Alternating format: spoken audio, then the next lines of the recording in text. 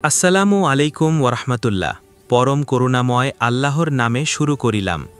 ভারতের রক্তাক্ত রাজ্যে যখন ইসলাম উচ্চারণ করাই অপরাধ, তখন একজন দরবেশ নিঃশব্দে পা রাখলেন আজমিরে। তার হাতে ছিল না তরবারি, ছিল না সৈন্যবাহিনী, ছিল শুধু একটি অস্ত্র, আল্লাহর প্রেম। এবং সেই প্রেমের জোয়ারে একদিন ৯০ লাখ হিন্দু একসাথে উচ্চারণ করেছিল, লা ইলাহা ইল্লাল্লাহ মুহাম্মাদুর রাসূলুল্লাহ। কিভাবে ঘটেছিল এই অলৌকিক পরিবর্তন? চলুন জেনে নিই সেই মহামানব খাজা মঈনুদ্দিন চিশতি রাদিয়াল্লাহু আনহু এর জীবনের অদ্ভুত ও অনুপ্রেরণাদায়ক কাহিনী। প্রিয় বন্ধুরা, আমাদের এই ভিডিওগুলো মুসলিম, হিন্দু, খ্রিস্টান, বৌদ্ধ সব ধর্মের লোক দেখে থাকেন। আপনি কোন ধর্মের অনুসারী কমেন্ট করে জানিয়ে দিন। আপনি যদি মুসলিম হয়ে থাকেন, ভিডিওতে একটা লাইক দিয়ে শেয়ার করে দিন। এখনও যারা আমাদের চ্যানেল সাবস্ক্রাইব করেন নাই, চ্যানেলটি সাবস্ক্রাইব করে দিন। খাজা মঈনুদ্দিন চিশতি রহমাতুল্লাহ জন্মগ্রহণ করেন খোরাসানের সিজিস্তান অঞ্চলের সানজর নামক স্থানে ৫৩৭ হিজরি বা ১১৪১ খ্রিস্টাব্দে। তিনি ছিলেন এক সম্ভ্রান্ত ও ধনী পরিবারের সন্তান। তার পিতা গিয়াসউদ্দিন ও মাতা বিবি উম্মুল ওয়ারা ছিলেন গভীর ঈমানদার মানুষ। শৈশব থেকেই মঈনুদ্দিনের চরিত্র ছিল ভিন্ন। যখন অন্য শিশুরা খেলাধুলায় ব্যস্ত, তিনি বসে থাকতেন নদীর ধারে, একা একা ধ্যান করতেন, নামাজ পড়তেন।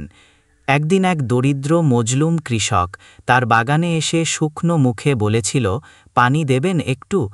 মঈনুদ্দিন রহমাতুল্লাহ তখন নিজের হাতে জল দিলেন এবং বললেন, আল্লাহ যেন তোমার তৃষ্ণা মিটিয়ে দেয় দুনিয়া ও আখিরাতে। এই ঘটনাটি যেন তার ভবিষ্যতের ইঙ্গিত। মানুষের তৃষ্ণা মেটানো, কিন্তু শুধু পানির নয়, আত্মার তৃষ্ণারও। কিন্তু হঠাৎ একদিন তার বাবা মা ইন্তেকাল করেন। সব সম্পদ তার হাতে এলো, কিন্তু সেই দিনই তিনি সিদ্ধান্ত নিলেন, এ সম্পদ আমি আল্লাহর পথে দান করব। এবং সত্যিই তাই করলেন। সব বিক্রি করে গরিবদের মধ্যে বিলিয়ে দিলেন।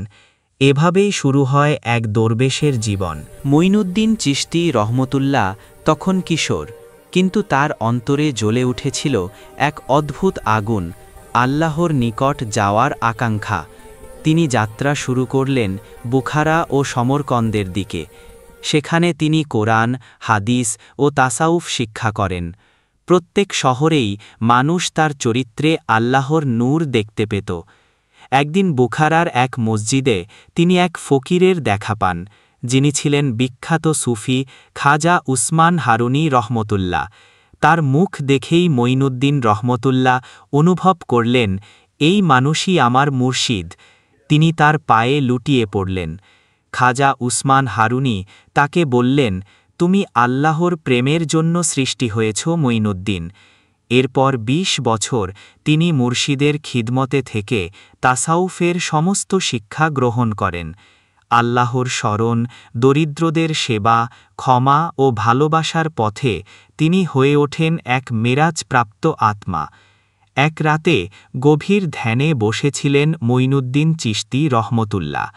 তিনি দেখলেন স্বপ্নে মহানবী হজরত মুহাম্মদ সাল্লাল্লাহু আলাইহি ওয়াসাল্লাম তাকে বলছেন, হে মঈনুদ্দিন, তুমি ভারতের ভূমিতে যাও। সেখানে মানুষ অন্ধকারে নিমজ্জিত, তাদের হৃদয়ে ঈমানের আলো জ্বালাও। এই স্বপ্ন তার জীবনের মোড় ঘুরিয়ে দেয়। তিনি মুর্শিদকে সালাম জানিয়ে রওনা হন হিজাজে, হজ আদায় করেন, তারপর যাত্রা করেন হিন্দুস্থানের দিকে। এটা ছিল এমন এক সময় যখন ভারত রাজ্য জুড়ে হিন্দু ধর্মীয় নেতাদের একচ্ছত্র আধিপত্য। ইসলামের নাম শুনলেই ভয় পেত মানুষ। কিন্তু মঈনুদ্দিন চিশতি রহমতুল্লাহের হাতে ছিল শুধু আল্লাহর নাম, আর সেই নামেই তিনি জয় করেছিলেন লক্ষ মানুষের হৃদয়। মঈনুদ্দিন চিশতি রহমতুল্লাহ ভারতের আজমিরে পৌঁছালেন। সেই সময় আজমির শাসক ছিলেন রাজা পৃথ্বীরাজ চৌহান, এক গর্বিত রাজা, যিনি মুসলমানদের প্রতি চরম বিদ্বেষ পোষণ করতেন। খাজা সাহেব আজমির এক পাহাড়ের পাদদেশে বসবাস শুরু করেন।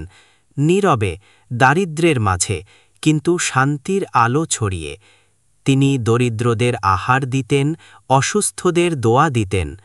একদিন এক মহামারী ছড়িয়ে পড়ল শহরে। হাজারো হিন্দু পরিবার আক্রান্ত হল। চিকিৎসকরা হাল ছেড়ে দিল। তখন খাজা মঈনুদ্দিন রহমতুল্লাহ কূপ থেকে পানি এনে দোয়া পড়লেন এবং তা মানুষকে দিলেন। অলৌকিকভাবে সেই পানি পান করা সবাই সুস্থ হয়ে গেল। এই খবর ছড়িয়ে পড়ল সর্বত্র।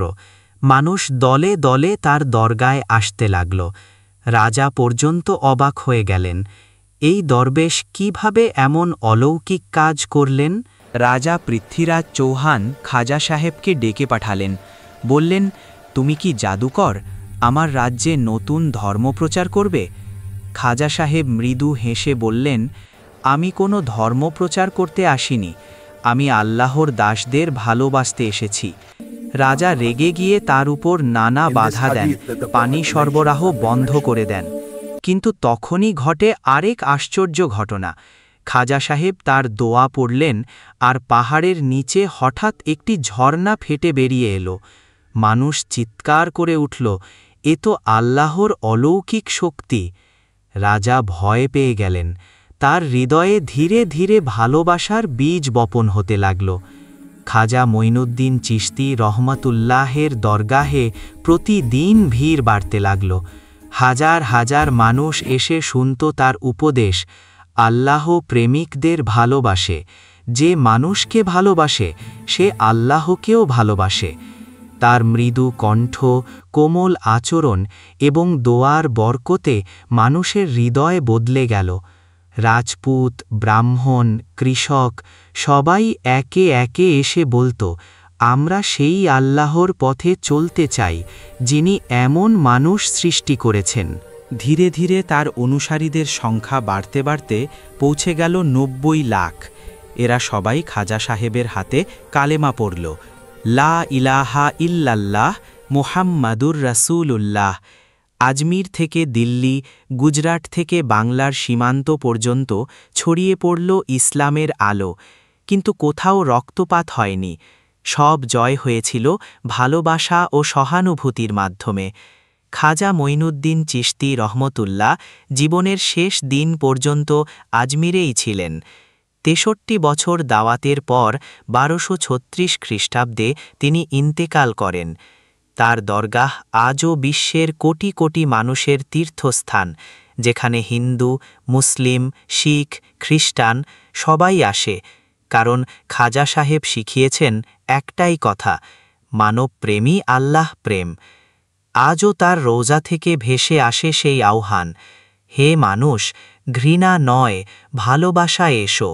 এখানেই তুমি পাবে শান্তি, এখানে পাবে আল্লাহকে। ৯০ লাখ হিন্দুর ইসলাম গ্রহণ কোনো রাজনৈতিক ঘটনা নয়, এটা ছিল আত্মার জাগরণ। যেখানে এক দরবেশ দেখিয়েছিলেন আল্লাহর প্রেমই পারে পুরো জাতির হৃদয় বদলে দিতে। বন্ধুরা, এই রকম ইসলামিক কাহিনী ও শিক্ষণীয় ভিডিও দেখতে চাইলে আমাদের ইউটিউব চ্যানেলটি এখনই সাবস্ক্রাইব করে দিন। তো দেখা হচ্ছে পরের ভিডিওতে। সেই পর্যন্ত মহান আল্লাহ আমাদের সঠিক পথে থাকার তৌফিক দান করুন। আমিন, ছুম্মা আমিন।